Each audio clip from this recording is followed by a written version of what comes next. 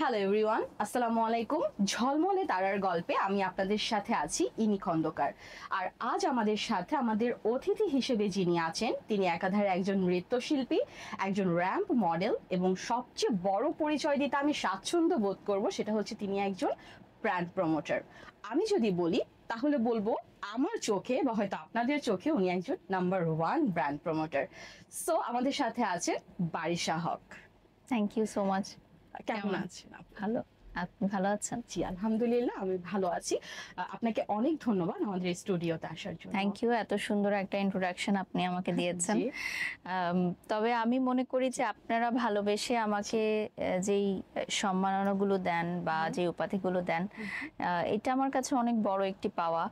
আসলে দর্শকরা আমাদেরকে যেভাবে দেখতে চায় আমরা সেভাবেই নিজেদেরকে প্রেজেন্ট করি, কিন্তু আমি সবসময় মনে করি যে আমি যদি নাম্বার 1 হয়ে যাই সেক্ষেত্রে আমার কাছে অনেক ভয় লাগে। কারণ কি, এইটা ধরে রাখাটা আসলে অনেক চ্যালেঞ্জিং। তো ক্লাসেও অনেক সময় প্রতিযোগিতা থাকে না যে ফার্স্ট সেকেন্ড থার্ড হয়, এটাও কিন্তু অনেক একটা মেন্টাল প্রেশার যে আমি ফার্স্ট হতে পারছি না, আমি সেকেন্ড হচ্ছি বা থার্ড হচ্ছি। আমার কাছে মনে হয় আমরা সবাই মিলেমিশে একটা পরিবার, এখানে আমরা কাজ করব। এবং এই যে নাম্বার 1 2 3 এটা কিন্তু খুবই সাময়িক। আজ আমি নাম্বার 1 আছি, কালকে আমি 0 হয়ে যেতে পারি, আল্লাহ না করুক। যে আজকে 0 আছে সে হিরো হয়ে যেতে পারে। সো বিষয়টা হচ্ছে এরকমই যে আমাদের আজকের অনুষ্ঠানে যে নামটা ঝলমলে তারার কথা, সো এই ঝলমল জগতে আসলে কখন কি হয় কেউ জানে না। তো আমি সবসময় চেষ্টা করি যে খুব ডাউন টু আর্থ থাকতে, হাম্বল থাকতে, যাতে আমার মধ্যে কোনো অহংকার কখনো না আসে। না অবশ্যই আমি নাম্বার 1 আমি বলেছি এবং আমাদের সাথে যারা দর্শক আছেন তারা অবশ্যই একমত হবেন, কারণ আমি পার্সোনালিও আপুর কাজ অনেক ফলো করি এবং আপু আপনি কাজ করেন খুবই অ্যারেঞ্জমেন্ট করে কাজ করেন, যেটা আমি অন স্ক্রিনেই বলবো যে খুব কম ব্র্যান্ড প্রমোটার আছে যারা একটু টিম নিয়ে যে কাজ করছে না, বাট আপনি খুবই প্রফেশনাল ওয়েতে একটা টিম নিয়ে কাজ করছেন। এটার জন্য আসলে ইনভেস্টমেন্টও অনেক আছে। আমি এটাকে একদম একটা বিজনেস হিসেবে ধরেছি। বিজনেসে যেমন অনেক সময় থাকে না লাভ লোকসান, যেমন অনেক সময় দেখা যায় কি আমাদের ধরেন কাজ কম থাকছে বা কোনো একটা দেশের দুর্যোগপূর্ণ অবস্থায় আমাদের কাজ বন্ধ থাকছে, কিন্তু আমাদের স্টাফ যারা আছেন, টিমে যারা মেম্বার্স আছেন, তাদেরকে কিন্তু আমার হাই স্যালারি পে করতে হচ্ছে। So this is one kind of business. আমি এই প্রফেশনটাকে একদম বিজনেস হিসেবে দেখেছি। এখানে আমার আন্ডারে অনেক ছেলেমেয়েরা কাজ করছে যারা আমাকে সহযোগিতা করছে এবং তাদের সহযোগিতা ছাড়া আসলে কখনোই সম্ভব না। তো আমি মনে করি যে প্রত্যেকটা আর্টিস্টেরই এরকম গুছিয়ে কাজ করা উচিত, তাহলে কাজগুলো খুব ওয়েল ম্যানেজড হবে এবং যারা আপনার সাথে কাজ করতে আসবে তারাও অনেক স্বাচ্ছন্দ্য বোধ করবে।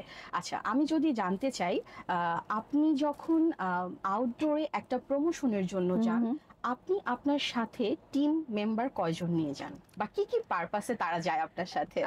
আমার হয়তো কিউরিওসিটি আছে, যারা আমার পার্সোনালি আছে, দ্যাটস ওয়াই আমি আপুকে জিজ্ঞাসা করছি।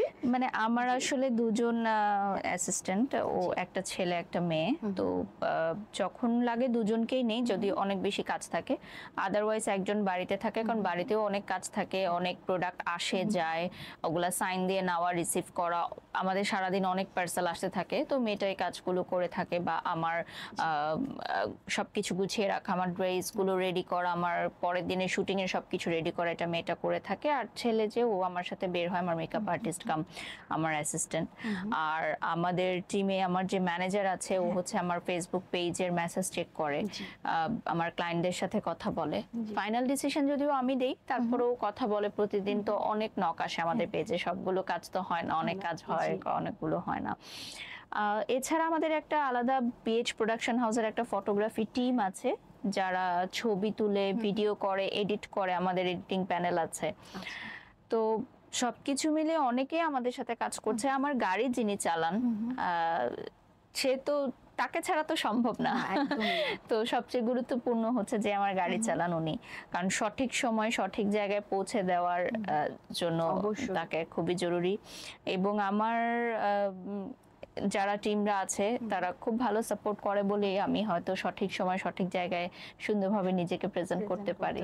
বা তাহলে আপুর কথায় বোঝা গেল যে আপুর যে টিম মেম্বার্স আছে উনি তাদেরকেও ক্রেডিট দিচ্ছে, কারণ আপুর যে কাজ সে একা কখনো না, করতে কখনো পারবে না, সম্ভব এবং না। সেটা আপু নিজেও বলছে।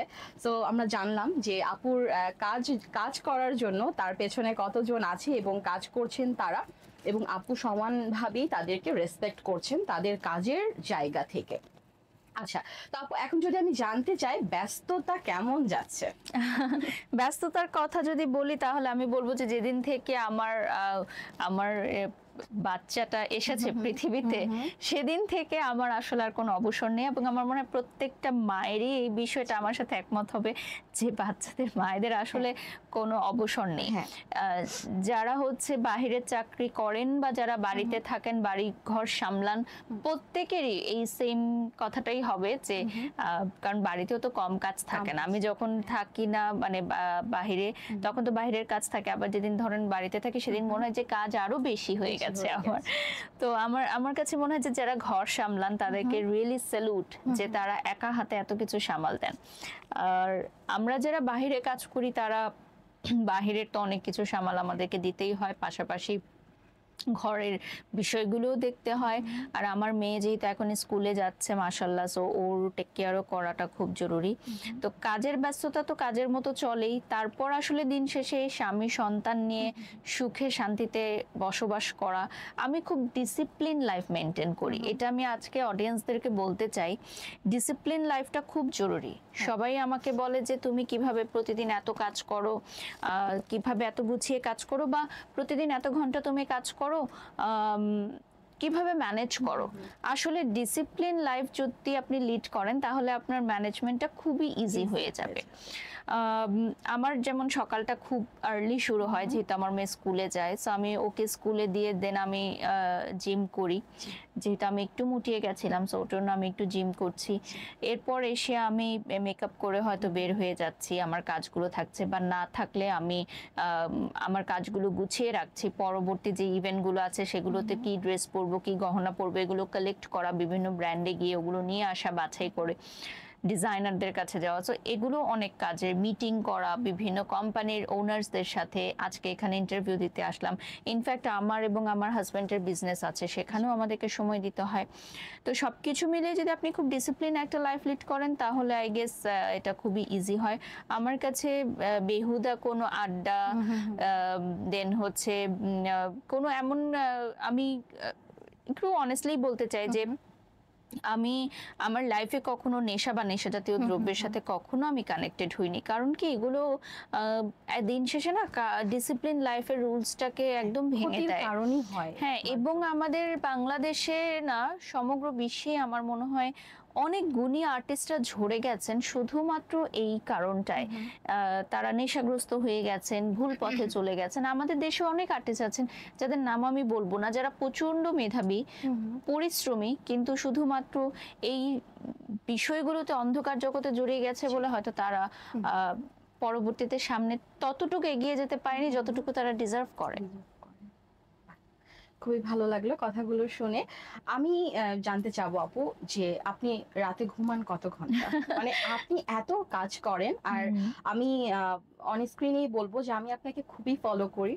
আপনার পেজে অবশ্যই লাইক ফলো তো দেয়া আছে, সবকিছুই আমি ওয়াচ করি। সো আমি তখন ভাবি যে এত কাজ করছে আপু, ঘুমায় কখন বা কতক্ষণ ঘুমানোর একটা সুযোগ হয়? আসলে একটা টাইম ছিল যখন আমি দিনে 18 থেকে 21 ঘন্টাও ঘুমিয়েছি, যখন হাতে কাজ ছিল না।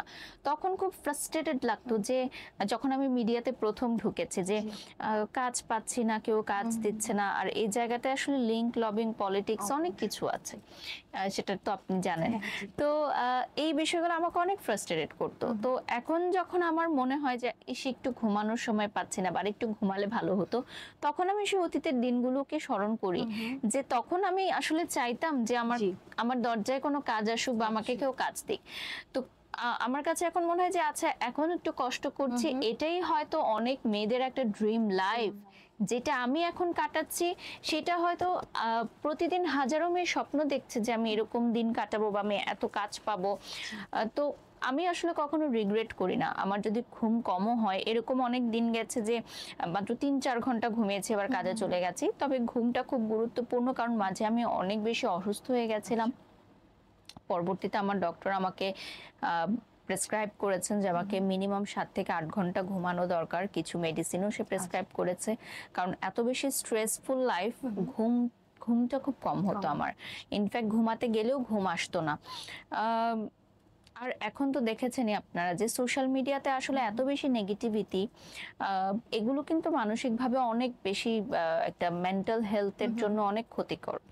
তো পরবর্তীতে আমি এখন চেষ্টা করি একটু মানে বেশি সময় ধরে ঘুমানোর, এবং আরেকটা আমি নতুন যেটা এখন একটু শুরু করেছি যে যেদিন আমার আসলে কাজ থাকে না ওই দিন আমি মেয়ের সাথে স্কুলে গিয়ে জিম শেষ করে মেয়েকে স্কুলে নিয়ে এসে মেয়েকেও ঘুম পাড়াই, আমিও ঘুমাই, যেটাকে বলে দুপুরের ঘুম, যেটা আমি বহু বছর এটা মিস করেছি। চাচ্ছি আপু, দুপুরে আমরা অনেক সময় আফটার লাঞ্চ একটু ঘুমাই, এই সুযোগটা বহু বছর পর, এবং এটা আমি আমার মেয়ের কাছ থেকে শিখেছি। ও স্কুলে যখন আর্লি যায় তো এতে সে টায়ার্ড হয়ে যায়, ঘুমিয়ে যায়।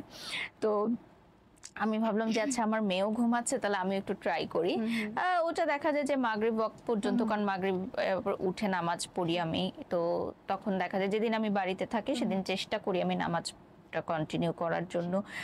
কারণ আমার কাছে মনে হয় যে একটা ছোট বাচ্চা, ওর কাছ থেকে অনেক কিছু শেখার আছে আসলে। ও যে ঘুমাচ্ছে সকাল মানে বিকালে উঠে আবার ফ্রেশ হচ্ছে, তো আমি চেষ্টা করি এখন দুপুরে ঘুমানো, বাট সেটা খুবই কম দিনই এরকম সুযোগ হয়, সুযোগ সময় হলে তখন ঘুমানো হয়। আচ্ছা, আপনি ফিটনেস নিয়ে কথা বলছিলেন, আমি একটু এখানে আসব, সেটা হচ্ছে সোশ্যাল মিডিয়াতে অনেক কন্ট্রোভার্সি হচ্ছে, আমি একটু সেই টপিকে যাব। সেটা হচ্ছে যে অনেক সময় অনেক নেগেটিভিটি ছড়াচ্ছে, সেটা আপনাকে নিয়ে বা হয়তো আদার্স আরো অনেককে নিয়ে ছড়াচ্ছে। তো সেইটাকে আপনি কিভাবে দেখেন, বডি শেমিং ব্যাপারটা, এটাকে আপনি কিভাবে দেখছেন? আমি আসলে এইটাকে দেখার আগে আমি আমার দর্শকদেরকে এই প্রশ্নটা করতে চাই যে তারা এটাই বা কিভাবে দেখছেন, কারণ প্রত্যেকটি ঘরেই আসলে আমার মনে হয় যে একটা বাচ্চা হওয়ার পর একটা মা মুটিয়ে যাবে, এটা খুব স্বাভাবিক। আর বাচ্চা না হলেও একটা মেয়ে মুটিয়ে যেতেই পারে, তার অসুস্থতা থাকতে পারে, বা এটা তার নিজের চয়েস হতে পারে। আমি এরকম অনেক মেয়েকে দেখেছি যারা বিন্দাস খায়, ঘুমায়, তারা মোটা, এবং তারা এটা নিয়ে কোনো বদার না, কারণ আমার লাইফ, এটা আমার চয়েস। আমি মুটিয়ে গেছি না, আমি পাতলা হয়েছি না, আমি শুকিয়েছি, এটা আমার চয়েস। আর যারা আসলে মন্তব্য করেন, আমার মনে হয় যে তারা এই জিনিসটা ফিল করতে পারেন না, হয়তো কখনো না কখনো ফিল করবেন। ছেলেরা যখন কমেন্ট করে যে তোমাকে মোটা লাগছে বা তুমি মোটা হয়ে গেছো, সেটাকে আমি অতটা বদার করি না। কেন? কারণ তারা তো ছেলে মানুষ, তারা আসলে বুঝে না যে মেয়েরা যে একটা সন্তান জন্ম দেওয়ার যে কি পরিমাণ একটা কষ্টের মধ্যে দিয়ে যারা যায়, সেটা নর্মাল ডেলিভারি হোক বা সি সেকশন হোক, সিজারিয়ান হোক, এইটার যে জার্নিটা, এই যে 8-9 মাস পেটে রাখা, 10 মাস গর্ভে ধারণ করা, আরেকটা মানুষকে নিয়ে ক্যারি করা, সেটাকে জন্ম দেয়া, এটা আসলে একজন মা ছাড়া কেউ বুঝতে পারবে না কখনোই। একটা ছেলে যতই বাবা হোক, সে কখনো ওই কষ্টটা ফিল করতে পারবে না। বাট মেয়েরা যারা আমাকে মন্তব্য করে, আমি সবসময় বলি যে তাদেরকে ওই দিনটা না দেখতে হোক, যে ফেস না করতে হোক, যাতে আমাকে যেই কমেন্ট গুলো তারা করে সেটা যাতে তাদেরকে কখনো ফিল না করতে হয়, এটুকুই চাই। অনেক সময় দেখা যায় আপু যে ফেসবুক লাইভে এসে আমাদের হয়তো খুব অনেক পরিচিত মুখই হবে, এবং তারা হয়তো লাইভ করছে বা কেউ বিজনেস করছে, ফেসবুক লাইভে এসে তাদের হয়তো মনের যত ক্ষোভ, মনের যত রাগ, তারা পাবলিকলি এভাবে করে বলছে, এবং এটা বলছে, এবং সমানে তারা তাদের ড্রেস দেখাচ্ছে, তাদের সবকিছু, এগুলো তো প্রফেশনাল একটা কাজ। তো ওই সময়টাতে কি আসলে তাদের মনের ক্ষোভ বা এই যে এত এত তাদের আমি খারাপ কথাই বলবো, কারণ এগুলো একটা কি বলবো, এই যে দেখুন, আপনি আপনার প্রশ্নের মধ্যে আপনার উত্তরটা লুকিয়ে আছে যে এটা প্রফেশনাল কোনো অ্যাক্টিভিটিস না। আমি যখন কোনো বড় কোম্পানির সাথে কাজ করি, আলহামদুলিল্লাহ আমি অনেক বাংলাদেশের টপ ব্র্যান্ডসদের সাথে কাজ করে এসেছি, এখনো করছি, তাদের কোনো লাইভে আপনি কখনোই এই ধরনের পার্সোনাল অ্যাক্টিভিটিস, পার্সোনাল টকিং কখনো দেখবেন না, এবং তারা কখনো অ্যালাউ করে না। সো ইন্টারন্যাশনাল ব্র্যান্ডস, বাংলাদেশের টপ মোস্ট ব্র্যান্ডসদের আপনি কাজগুলো দেখবেন। তো এটা তো প্রফেশনালিজমের মধ্যে পড়েই না, 1 নাম্বার।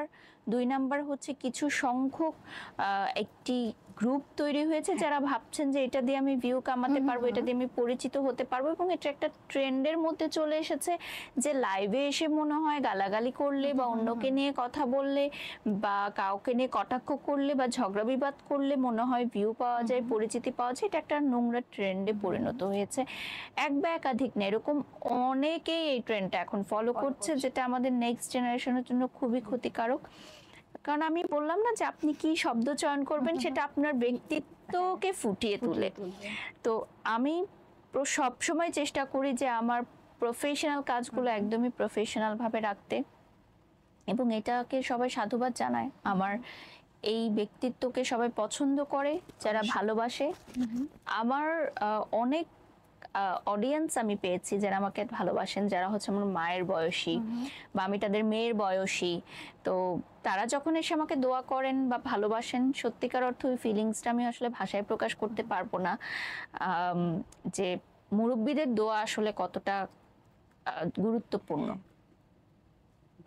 খুবই ভালো লাগলো। আরো জানতে চাচ্ছি আপু যে এই যে কাজ করছেন, অবশ্যই ফ্যামিলি আপনাকে সাপোর্ট করে বলে আজ আপনি এখানে। তারপরও আমি একটু আলাদা করে জানতে চাচ্ছি আপনার এই যে এত বড় একটা জার্নি, এবং অবশ্যই আপনি একটা পজিশন অ্যাচিভ করেছেন, এটার জন্য ফ্যামিলির সাপোর্টটা আপনি কতটুকু পাচ্ছেন, এবং আপনি এখন আপনার হাজবেন্ড আছে, বেবি আছে, তারা কিভাবে আপনাকে সাপোর্ট করছে?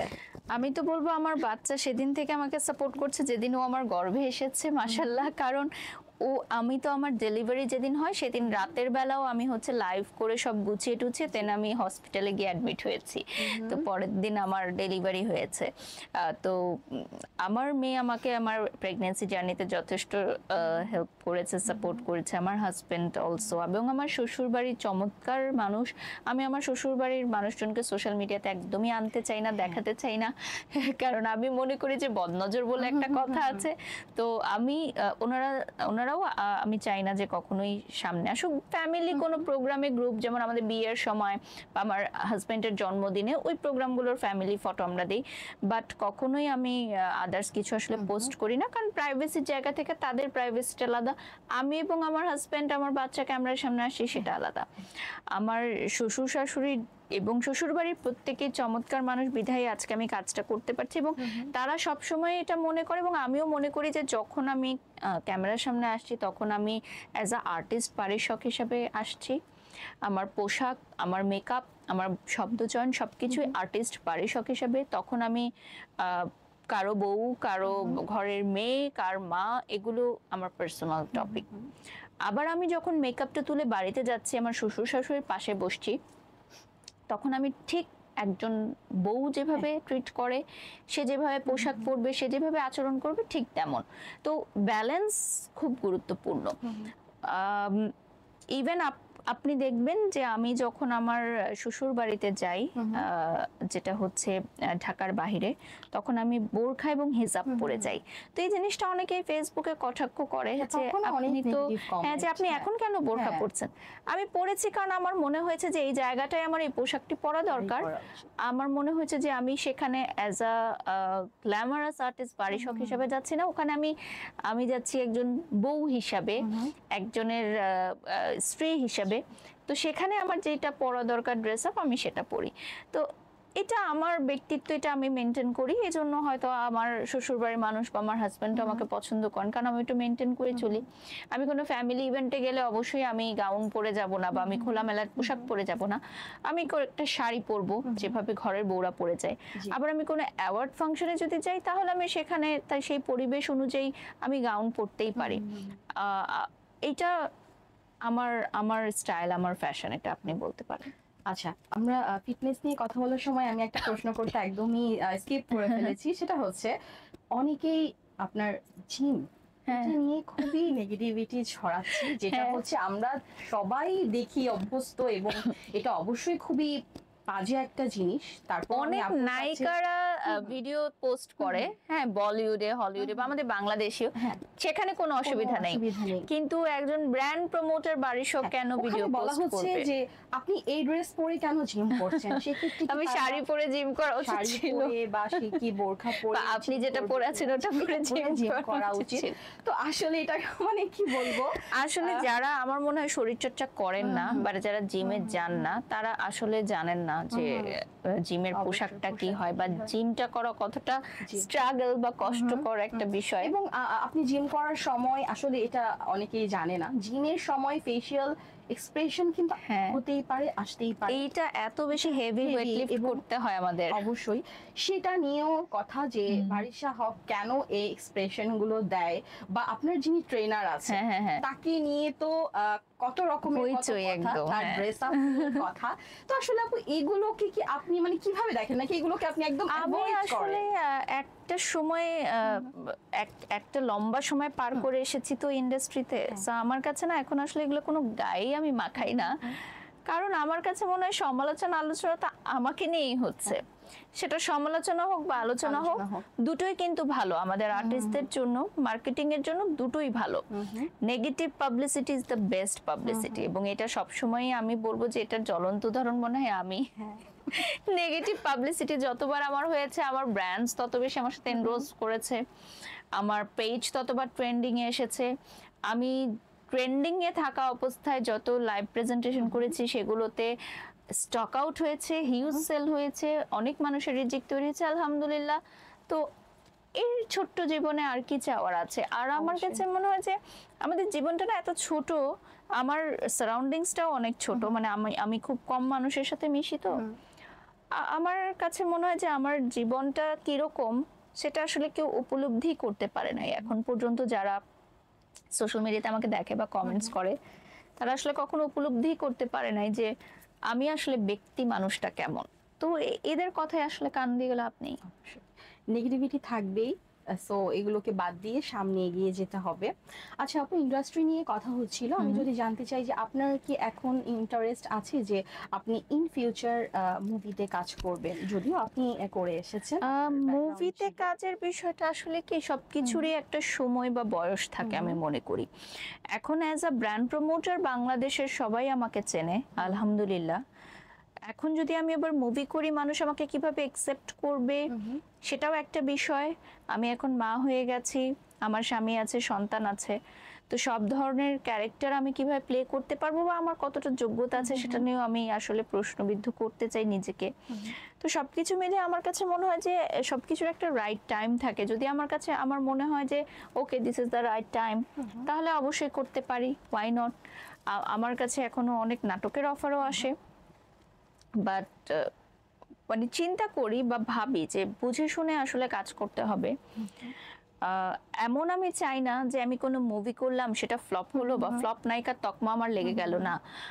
আমি সবসময় বিলিভ করি যে সাপোজ আমি এখানে আছি, আমি এই জায়গাটা ধরে রাখবো, আমি উপরে না যেতে পারি কিন্তু আমি নিচে নামতে পারবো না, কখনোই না। এটা প্রত্যেকেরই মাথায় রাখতে হবে যে আমি যদি একটা পজিশন হোল্ড করি, সেখান থেকে আমি উপরে না উঠি, কোনো অসুবিধা নেই, ওই পজিশনটা আমি হোল্ড করবো, কিন্তু আমি এর থেকে ডাউন হতে পারবো না।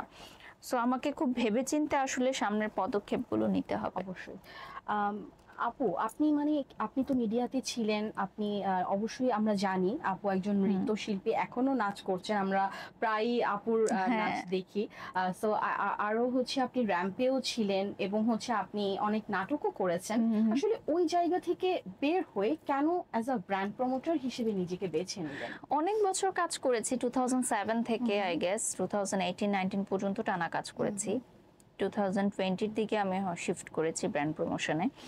আমার কাছে একটু নতুন কিছু করতে ইচ্ছা হচ্ছিল, মনে হচ্ছিল যে আচ্ছা নতুন কিছু করি, কারণ আমার সব চ্যানেলে আমার হোস্টিং করা শেষ, আমার স্টেজ শো প্রায় অনেক জেলায় জেলায় আমি স্ট্রিট শো করেছি, ঢাকার বাইরে, বাংলাদেশের বাইরে, আমি 7 থেকে 8টা দেশে আমি শুধু গেছিলাম প্রোগ্রাম করতে।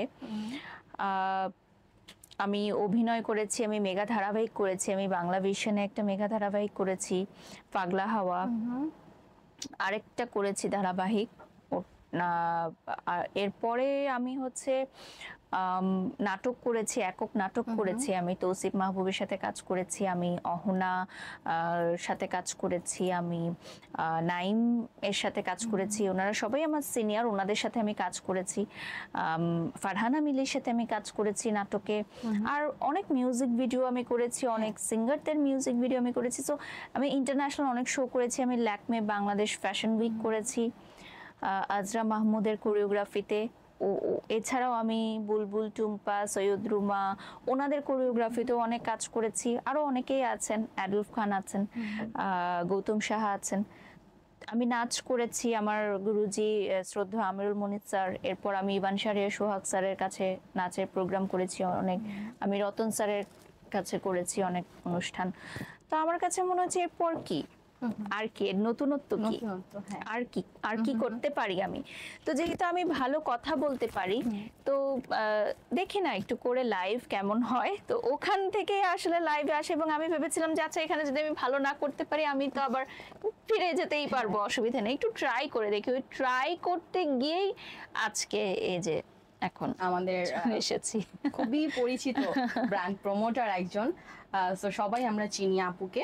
আচ্ছা আপু, কখনো কি এমন হয়েছে যে কোনো একটা ড্রেস আপনার ভালো লাগেনি, বা একদমই আপনাকে পরলে হয়তো ভালো লাগছে না, তারপরও ড্রেসটা নিয়ে কাজ করেছেন? হ্যাঁ, অনেক হয়েছে। আমরা যখন মডেলিং করেছি তখন অ্যাজ আ হ্যাঙ্গার আমরা কাজ করেছি আসলে।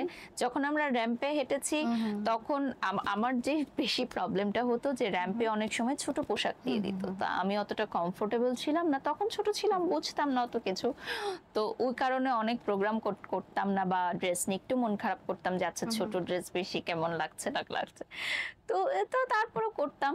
আবার ব্র্যান্ড প্রমোশনে আসার পর এখন যেমন আমরা ড্রেস সিলেক্ট করি, আমাদের ড্রেস আমি সিলেক্ট করি, বা আমাকে সিলেকশনের ওই সুযোগটা দেওয়া হয় যে আপু আপনি বাছাই করেন, আপনাকে কয়েকটা পোশাক দিচ্ছি।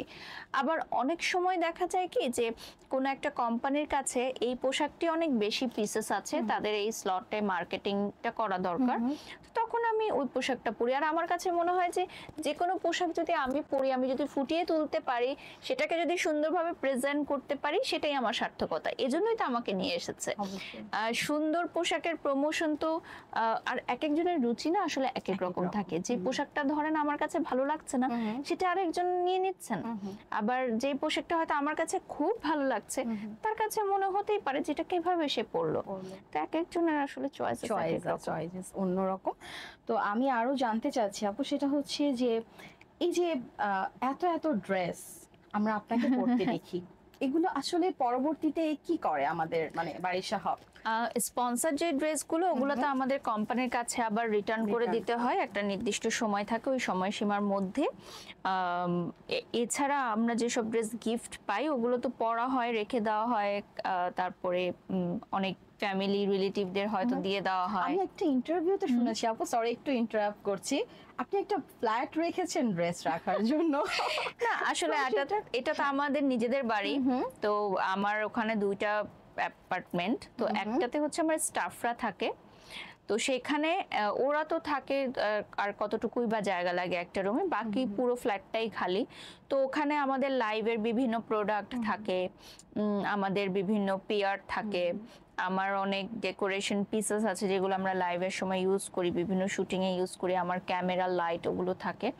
সো ওইটাই আমি বোঝাতে চেয়েছি, এটাতে একটা অন্যরকম মিনিং হয়ে গেছে যে একটা আলাদা ফ্ল্যাট আমি নিয়েছি শুধুমাত্র কাপড় রাখার জন্য। বিষয়টা আসলে এরকম না, কাপড়ও তো রাখা হয় না, বেশিরভাগই চ্যারিটিতে দিয়ে দেওয়া হয়, কিন্তু যে সকল পোশাক আসলে চ্যারিটিতে দেওয়া যায় না ওগুলো হয়তো আমার অনেক সময় দেখা যায় যে আমার মা বোন বা কেউ পড়ছে, বা আমি রিপিট করছি।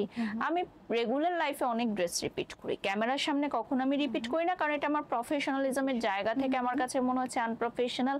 কারণ একটা প্রোগ্রামের জন্য আমাকে তারা নিয়ে আসছে, একটা নির্দিষ্ট রেমুনারেশন আমি চার্জ করছি, সেই জায়গা থেকে আমি যদি একই পোশাক বারবার করি, একই লুক আমার থাকে, তাহলে তো ভালো দেখায় না, প্রফেশনালিজমটা থাকছে। হ্যাঁ, আর বাড়িতে আমি এক ড্রেস রিপিট করি, আমি ঘরোয়া অনুষ্ঠানে রিপিট করি, আমি পছন্দ করি রিপিট করতে, কারণ আমি ড্রেস এত কেনা আসলে আমার কাছে মনে হয় যে এটা অপচয়।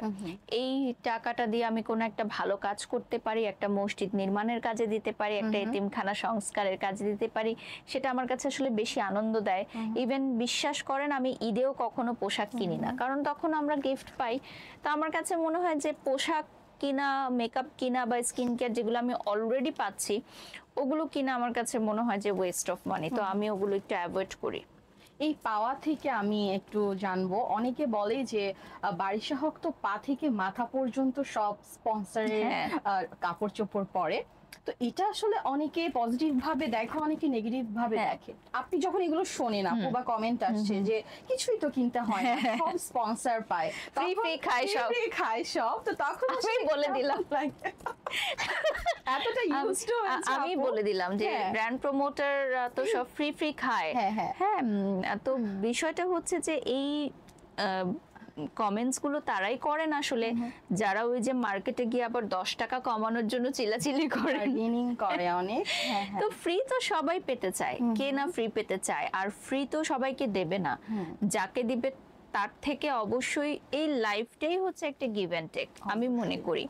এই যে অনেকে বলে যে আমার হাজবেন্ডের সাথে আমার সুসম্পর্ক বা আমার শ্বশুরবাড়ির সাথে আমার সুসম্পর্ক নেই, কিন্তু কখনো বলে না যে আমি নিজে কি করছি আসলে।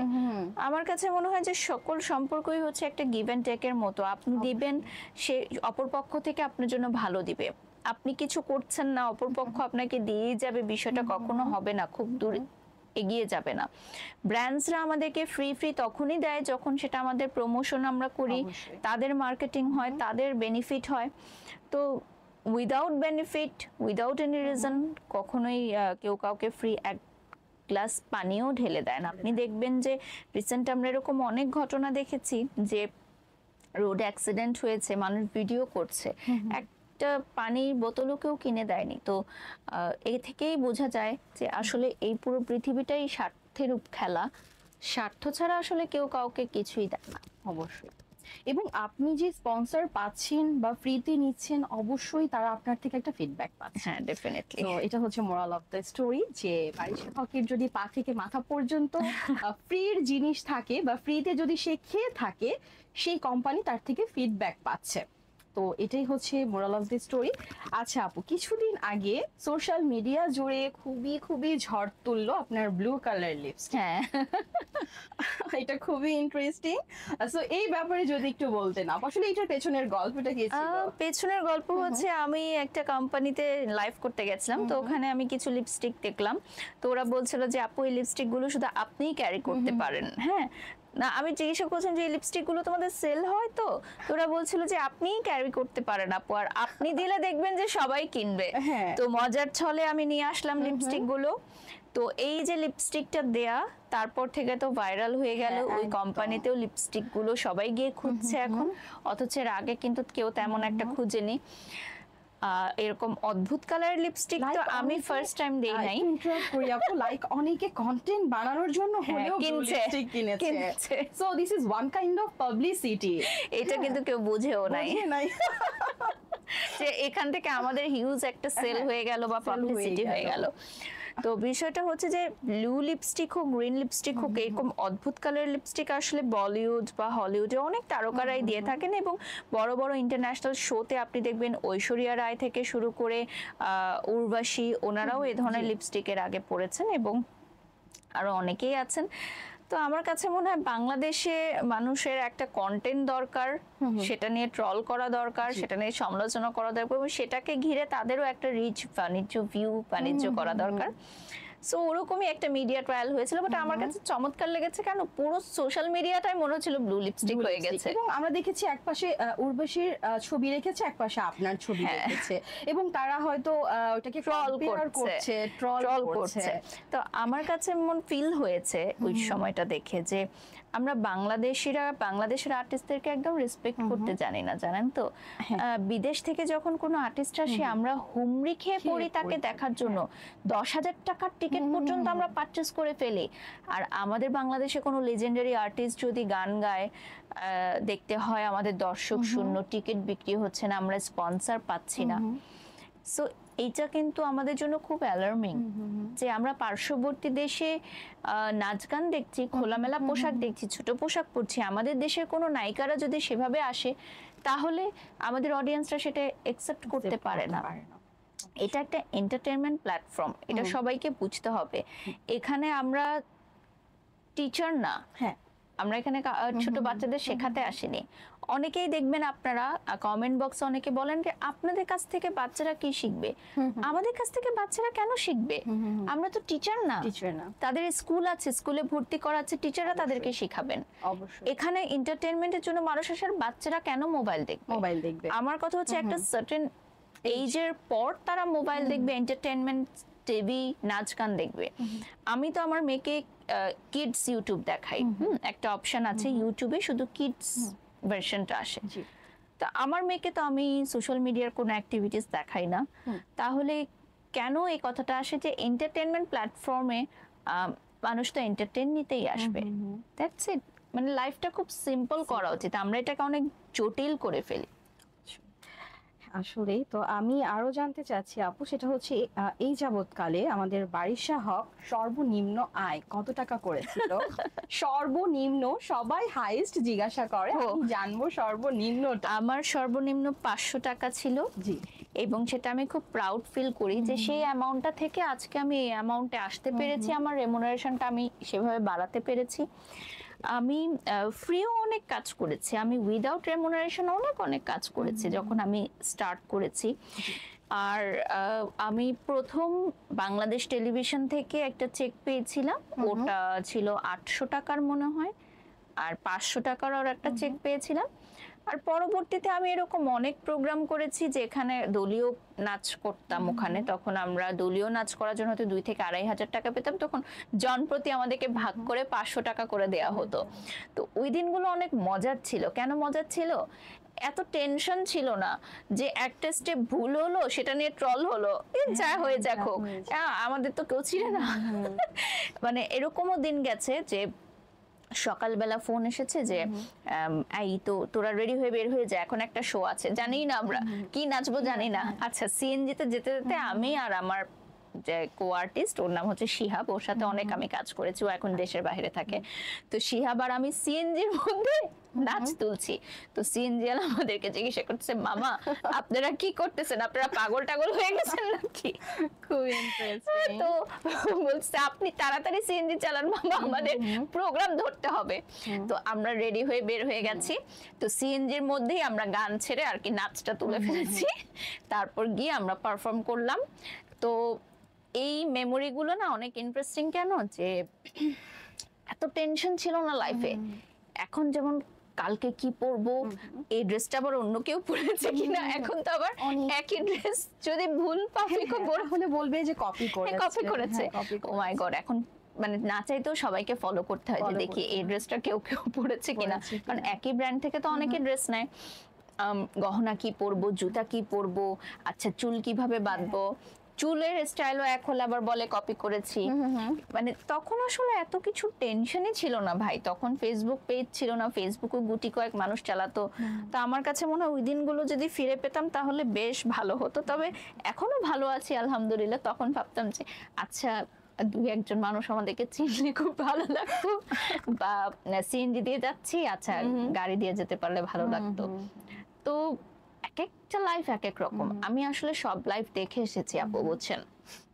সো আমি যে স্ট্রাগল পিরিয়ডটা পার করে আজকে এই জায়গায় আসছি, মানুষ এখন শুধু এই জায়গাটাই দেখে যে ঝলমলে তারার গল্প, আজকে যে অনুষ্ঠানটা, কিন্তু এর পেছনে যে কি পরিমাণে স্ট্রাগল আমাদের আছে, কি পরিমাণ ত্যাগ আছে, সেটা আসলে আমার মনে হয় না যে কেউ দেখতে পারে বা কেউ ফিলও করতে পারে। তো বলে না যে মানুষের বিপদে কাউকে পাওয়া যায় না, সুখের দিনে অনেক মানুষ আপনি পাবেন।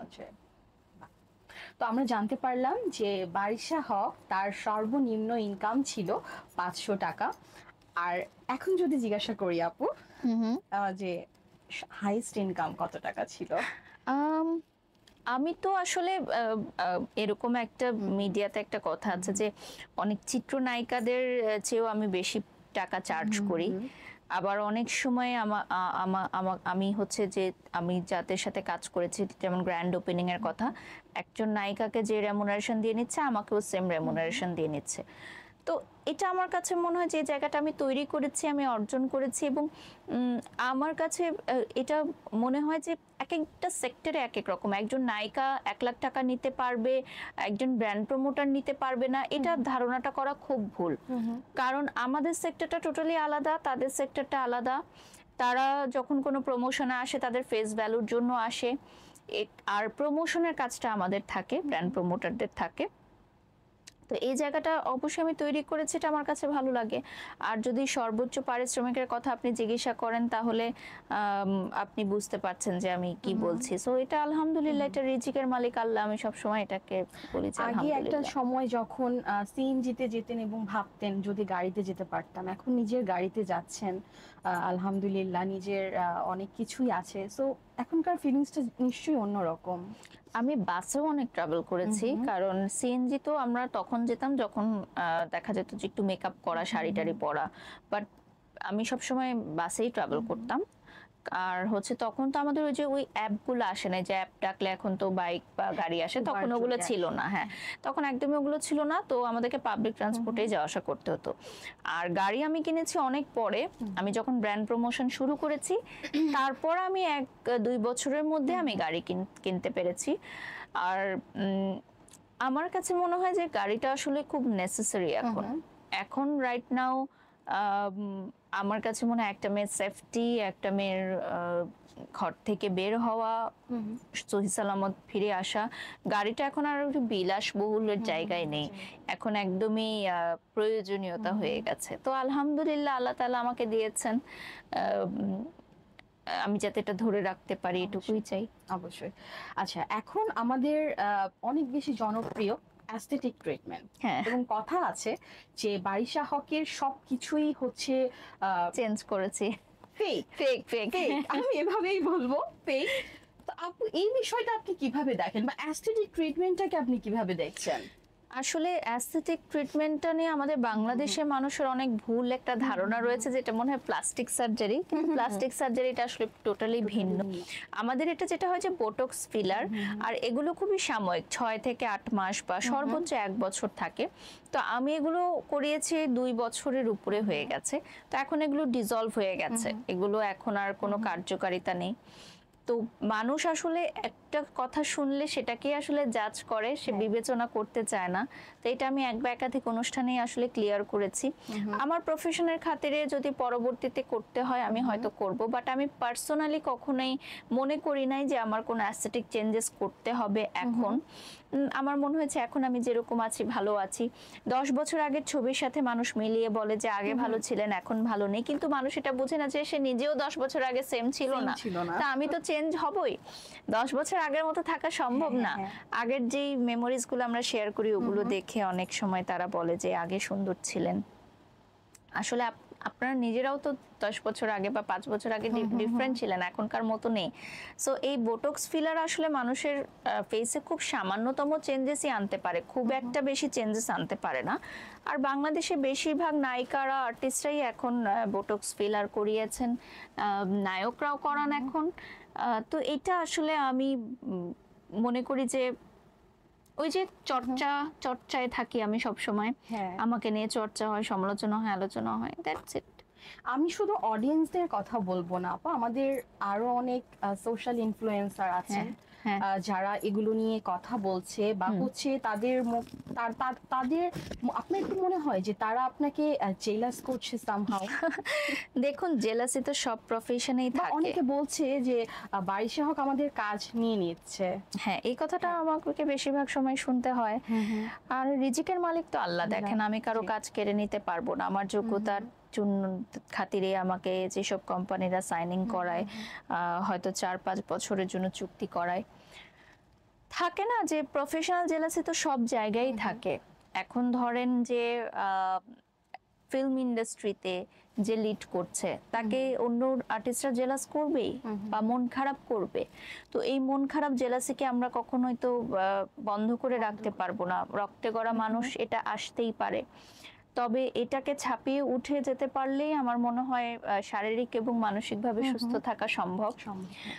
যেমন আমি যখন কাজে ঢুকেছি তখন আমি দেখেছি যে অনেক আমার সিনিয়র ব্র্যান্ড প্রমোটাররা খুব ভালো কাজ করছে, টপ মোস্ট ব্র্যান্ডসে কাজ করছে। আমি কিন্তু তখন জেলাস হইনি বা আমার মন খারাপ হয়নি। আমার কি মনে হয়েছে যে আচ্ছা তারা কিভাবে পারছে, তাহলে আমিও কাজ করি, আমিও পারবো। তা আমিও একদিন সেই কোম্পানিগুলোতে কাজ করেছি না। তো জেলাস না হয়ে আমার মনে হয় যে নিজের যোগ্যতা বাড়ানো উচিত, নিজের কন্টেন্টের উপর আরো বেশি মনোযোগী হওয়া উচিত। একটা ব্র্যান্ডে তো একজন কাজ করবে এরকম না, একাধিক ব্র্যান্ড প্রমোটাররা কাজ করতে পারে। তো this is an open field, সবাই কাজ করতে পারে।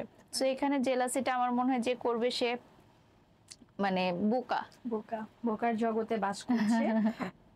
ওকে আপু, আমরা কিছু র্যাপিড ফায়ার কোয়েশ্চেনে যাব। খুবই ফাস্ট ফরওয়ার্ড অ্যান্সার আমরা নিব। সেটা হচ্ছে বাড়ি শখের পছন্দের মানুষকে। এখন বর্তমানে আমার মেয়ে।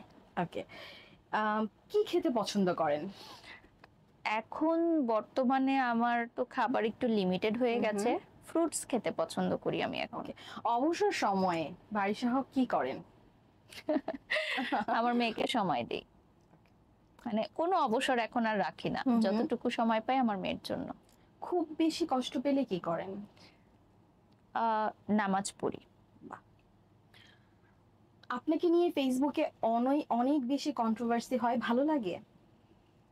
এটা তো ভালো লাগার মতো কিছু না, ভালো লাগে না। তারপরও নিজের মনকে মানিয়ে নেই যে এই জায়গাটা তো আমি সিলেক্ট করেছি এবং আমার আদার্স কোনো আর অপশন নাই যে এখানে ছেড়ে আমি চলে যাব। তো এটা মানিয়ে নিয়ে নিজের মনকে সান্ত্বনা দিই। হাইয়েস্ট কত টাকার ড্রেস পরেছেন? ড্রেস তো আসলে আমি কিনিনি, আমাকে স্পন্সর করেছে। পরা হয়েছে অনেক টাকার ড্রেস, 8-9 লাখ টাকার ড্রেস পরা হয়েছে। ওকে, পছন্দের রং? আমার আসলে সব রঙই পছন্দ, তবে পছন্দের কালার যদি বলেন আমি নুড বেজ কালার গুলো অনেক পছন্দ করি, গোল্ডেন যে কালার, লাইট বেজ কালারটা ভালো লাগে। আচ্ছা, লাইভের সময় তো প্রচুর নেগেটিভ কমেন্ট আসে, তো সেটা কিভাবে মানে কেমন লাগে তখন? এখন তো ইউজ টু হয়ে গেছি। আমার কাছে মনে হয় যে নেগেটিভ কমেন্ট যারা করে তাদের নেগেটিভ মাইন্ড, তো আমিও সেটাকে পজিটিভলি মানে উত্তর দেওয়ার চেষ্টা করি। এবং অনেক সময় দেখা যায় যে আমার উত্তরের প্রেক্ষিতে তারাও হয়তো পজিটিভ হয়ে গেছেন। তো এরকম অনেক আছে যে আমার হেটার্সটা আবার আমার ভক্ত হয়ে গেছে। আচ্ছা, আপনার এই প্রফেশনে সবচেয়ে বেশি সাপোর্ট কে করে? আমার হাজবেন্ড। বাহ। আমাদের শোতে আসার আগে বাড়ির সব কি খাবার খেয়ে এসেছে? আমি একটা দীর্ঘ সময় আসলে খাবার না খেয়ে থাকি, এটাকে এক ধরনের ডায়েট বলে। তো শুধুমাত্র পানি খেয়ে থাকি। তো আমি এখন পর্যন্ত কোনো খাবার খাইনি, জাস্ট হচ্ছে লিকুইড খেয়েছি। আচ্ছা আপু, আমরা জানি আপনার একটা প্রোডাকশন হাউস আছে, সেইটার সম্পর্কে যদি আমাদের সাথে একটু শেয়ার করতেন, যে ওখানে অ্যাকচুয়ালি কি ধরনের কাজ হয়? আমি বিএচ প্রোডাকশন হাউসের আন্ডারে সেলিব্রিটিসদের নিয়ে বেশি কাজ করি, কারণ তারকাদের সাথে অনেক সময় কোম্পানিরা কিভাবে যোগাযোগ করবে সেটা খুঁজে পায় না, বা অনেক কিছু ম্যানেজমেন্ট থাকে। তো আমাদের প্রোডাকশন হাউস বা এজেন্সির মাধ্যমে তারা তারকাদের সাথে, সুপারস্টারদের সাথে যোগাযোগ করেন বা আমরা যোগাযোগ করিয়ে দিই, এবং সেটার জন্য আমরা একটা পার্সেন্টেজ চার্জ করি। যে আমি যখন ইন্ডিয়াতে কাজ করতে গেছিলাম তখন ফার্স্ট টাইম আমি দেখেছি যে ওখানে সেলিব্রিটিসরা কখনোই সরাসরি কখনো কোম্পানির সাথে বা কারোর সাথে কথা বলতে পারে না, থ্রু আউট এজেন্সি তাদেরকে কথা বলতে হয়। এবং অনেক আর্টিস্টরা এজেন্সির এনলিস্টেড থাকে, তারা এজেন্সির বাইরে কোনো কাজ করতে পারে না। তো তখনই আমার মাথায় একটা প্ল্যান আসে যে ঠিক আছে আমিও এই ধরনের কোনো একটা কাজ করব। তো ওখান থেকে আসলে বিএচ প্রোডাকশন হাউস, যেটা বারিশক প্রোডাকশন হাউস, সেই আন্ডারে আসলে বাংলাদেশের অলমোস্ট অনেক সুপারস্টার সেলিব্রিটিসরাই কাজ করেছেন, সামনে আরো কাজ আসছে আমাদের ইনশাল্লাহ। এই তো আমরা TVC, OBC, photoshoot, bridal shoot, video making করি, বিভিন্ন প্রোগ্রামে, অ্যাওয়ার্ড শোতে আমরা সেলিব্রিটি এনরোলমেন্ট করে থাকি, বিভিন্ন গ্র্যান্ড ওপেনিং আমরা অ্যারেঞ্জ করে থাকি। এইগুলোই হচ্ছে আমাদের কর্মকাণ্ড। যারা নতুন কাজ শুরু করতে যাচ্ছে তাদের জন্য কি এই প্রোডাকশন হাউসটা কাজ করবে? ডেফিনেটলি আমাদের প্রোডাকশন হাউস থেকে আমরা একটা নতুন ব্র্যান্ড প্রমোটার লঞ্চ করেছি 2025-26 জন্য। আমরা ওর কন্ট্রাক্টটা শেষ হয়ে গেলে নেক্সট ডে আবারও নতুন কোনো ব্র্যান্ড প্রমোটার লঞ্চ করব। আসলে নতুনদেরকে নিয়ে কোম্পানিরা একটু কম কাজ করতে চায়, যেহেতু আমি প্রতিষ্ঠিত কোম্পানির সাথে কাজ করি। তো চেষ্টা চেষ্টা করছি আসলে নতুনদের জন্য কিছু করবার জন্য। আর নতুনদেরকে আসলে অনেক গাইড করতে হয়, অনেক বোঝাতে হয়। আমি নিজেও আসলে এত ব্যস্ত থাকি যে দেখা যাবে গাইডেন্সটা দিয়ে তাদেরকে লিড করাটা ডিফিকাল্ট। তো ভবিষ্যতে হয়তো আমরা কোনো কর্মশালা বা ওয়ার্কশপের অ্যারেঞ্জমেন্ট করব। যেমন আমি অ্যাজ আ ট্রেনার কাজ করছি মডেল জোন গ্রুমিং ইনস্টিটিউটে, ওখানে আমরা 37th ব্যাচ এখন ট্রেন্ড আপ করাচ্ছি, যেখানে আমি অ্যাজ আ ট্রেনার হিসেবে আছি। তো এরকম কিছু কর্মশালার মাধ্যমে হয়তো আমরা স্টুডেন্টসদেরকে বের করব, ইন ফিউচার প্ল্যানিং আছে। আমরা কি ইন ফিউচারে কখনো বারিশাহকে অ্যাজ আ হাউসওয়াইফ হিসেবে দেখবো কখনো? হ্যাঁ, আমি ফুল টাইম হাউসওয়াইফ। আমি এখনো বলি যে আমি হাউসওয়াইফ, কারণ আমি যখন কাজেও থাকি তখনও বাড়িতে কি হচ্ছে না হচ্ছে সবসময় আমার বাড়িতে 4 ক্যামেরা লাগানো, মোবাইলে সবসময় দেখতে থাকি, গাড়িতে দেখতে থাকি যে বাড়িতে কি হচ্ছে না হচ্ছে, কি রান্না হচ্ছে, কি খাওয়া হচ্ছে, সবকিছু আমার তত্ত্বাবধানে হয় এবং এটা আমার কাছে ভালো লাগে। বলে না যে সংসারটাকে সামলে নেওয়া ভালো লাগে আমার কাছে। আমার যদি কখনো মনে হয় যে আমি হাউসওয়াইফ হব, definitely I just love this profession. বাহ, ইন ফিউচার অবশ্যই আমরা তাকে হাউসওয়াইফ হিসেবে দেখতে পারবো। প্রত্যেকটা নারী হাউসওয়াইফ আমি মনে করি সবার আগে, তারপর সে বাহিরে যে কাজটা করে, প্রত্যেকটা নারী আমার মনে হয় হাউসওয়াইফ। আচ্ছা, নারীর কথা যেহেতু এসেছে, আমি এটা একটু ছোট্ট করে জানতে চাবো, সেটা হচ্ছে এখনকার যারা নারী আছেন তাদেরকে সামনে এগোনোর জন্য আপনি কি অ্যাডভাইস দেবেন? এখন তো মেয়েরা অনেক কাজ করছে, অনেক ধরনের কাজ করছে। আমার মনে হয় কোনো ঘরেই কোনো মেয়ে আর বসে নেই, অনলাইনে কাজ করছে, ব্যবসা করছে, রান্নার মাধ্যমে নিজেদের প্রতিভা প্রকাশ করছে। আগে মেয়েরা শুধু ঘরে রান্না করতো, স্বামী সন্তান শ্বশুর বাড়িকে খাওয়িয়ে তারা একটু প্রশংসা করতো, এটুকুই। এখন মেয়েরা রান্না নিয়ে প্রতিযোগিতায় যাচ্ছে, দেশ বিদেশে যাচ্ছে। আমি তো দেখি যে অনেক মেয়েরাই আসলে এখন ধরেন অনেক বড় রেস্টুরেন্ট না, খুব সামান্য পরিসরে, অল্প পরিসরে, যেমন এই যে 300 ফিটে কত মেয়েরা কাজ করছে, হাঁসের মাংস রান্না করছে, রুটি করছে, মাসে লাখ লাখ টাকা ইনকাম করছে। চমৎকার। আমি মনে করি যে যদি হাজবেন্ডকে সাপোর্ট করা যায়, সংসারটা সামলে, ডেফিনেটলি সংসারটা সামলে যদি হাজবেন্ডকে সাপোর্ট করা যায়, ফ্যামিলিকে সাপোর্ট করা যায়, ওয়াই নট? এবং বলে না যে অলস মস্তিষ্ক শয়তানের কারখানা, ওটা একদমই উচিত না। ঘরে বসে থেকে, অকেজো হয়ে থেকে, অলসতা থেকে, তো যেটাই যে পারদর্শী তার সেটা নিয়ে এগিয়ে যাওয়া উচিত। বাহ আপু, আমরা অনুষ্ঠানের একদম শেষ পর্যায়ের দিকে চলে এসেছি। আমাদের 21সংবাদ.com স্টুডিওতে এসে কেমন লেগেছে? 21সংবাদ.com তো খুবই চমৎকার আমার কাছে মনে হয়েছে, এবং আমি প্রথমবার এসেছি, ইনশাআল্লাহ ভবিষ্যতে আবারও আসবো। ধন্যবাদ। অনেক ধন্যবাদ আপু, আপনার অনেক ব্যস্ততার মধ্যে আমাদের স্টুডিওতে এসে আপনি সময় দিয়েছেন, এবং আমরা খুবই লাকি যে আপুকে আমরা আমাদের স্টুডিওতে পেয়েছি। তো আমাদের আজকের এই অনুষ্ঠান এ পর্যন্তই ছিল। সো নেক্সট অনুষ্ঠানে আমাদের আরও একজন সেলিব্রিটি চলে আসবেন। তো আজকের অনুষ্ঠান এখানেই শেষ করছি। সো আমি ইমি খন্দকার, নেক্সট প্রোগ্রামে অবশ্যই সবাই আপনাদের সাথে আবার দেখা হয়ে যাবে। আল্লাহ হাফেজ।